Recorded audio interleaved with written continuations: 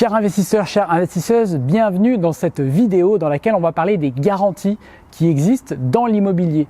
Tu sais, cette garantie, c'est lorsque tu fais un crédit immobilier que la banque demande une garantie sur le bien. Elle a pour but d'assurer à la banque le remboursement complet du prêt.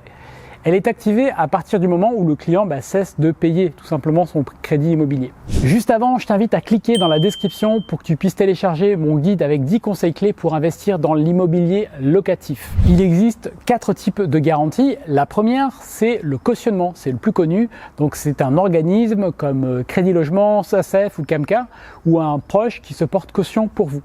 C'est un tiers qui va assurer que tu rembourses bien ton prêt. La deuxième type de garantie, c'est l'hypothèque. Donc là, en cas de défaut, la banque peut saisir le bien directement et le faire vendre pour se rembourser à la hauteur de ce qu'il reste à rembourser. La troisième garantie, c'est le privilège de prêteur de deniers. Préférez-la à l'hypothèque parce qu'elle coûte moitié moins cher si c'est possible. Et enfin, la quatrième type de garantie qui existe, c'est le nantissement. Il s'agit de mettre en garantie un bien ou un compte, par exemple un compte d'assurance vie. C'est la moins chère de toutes les solutions. Dans tous les cas, tu peux demander à inclure les frais de garantie dans le montant du prêt afin de faire des économies. Ces différentes garanties ont des caractéristiques différentes et des coûts qui sont différents. Typiquement, l'organisme de cautionnement va être adapté aux personnes qui sont plutôt salariées ou fonctionnaires et les organismes de cautionnement vont refuser toutes les personnes qui ne sont pas en CDI. Typiquement les dirigeants de société, les indépendants, les freelances ou si vous avez une situation encore plus exotique que cela. Dans ce cas-là, la solution qui va s'imposer à vous, c'est généralement l'hypothèque.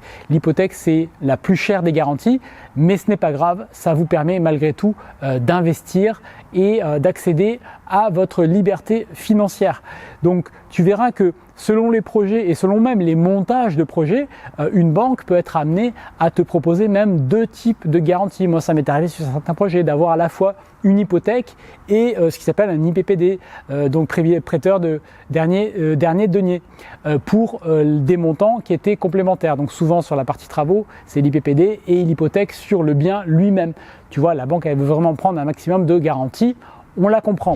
Donc ça multiplie le coût des garanties, mais le but, la finalité, c'est quand même d'avoir son financement et de créer son projet immobilier.